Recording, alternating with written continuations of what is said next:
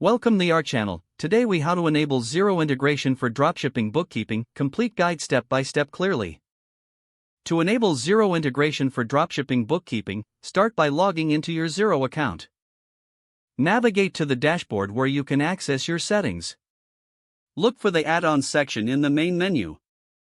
Click on Marketplace to explore available integrations.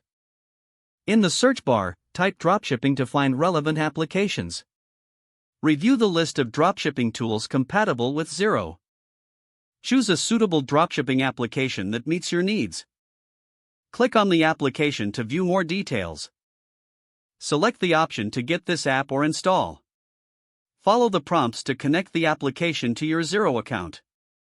Authenticate your Xero account by entering your login credentials if prompted.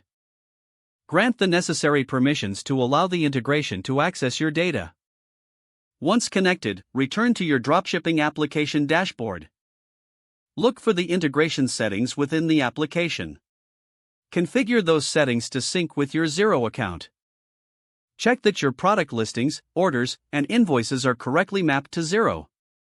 Run a test transaction within the dropshipping application to ensure bookkeeping accuracy.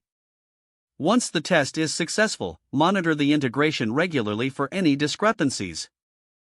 That's how you enable Xero integration for dropshipping bookkeeping.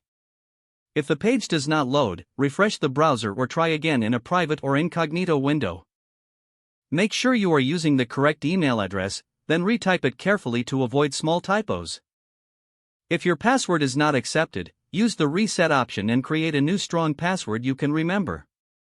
Check your spam folder for verification or security emails, then complete any requested confirmation steps.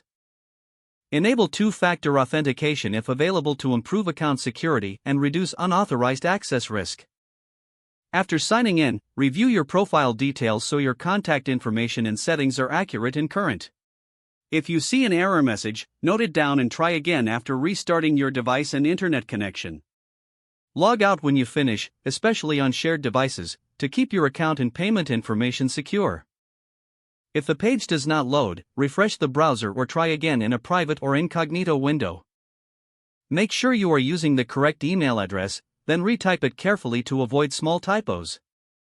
Don't forget to like this video and subscribe to our channel for more step-by-step tech guides.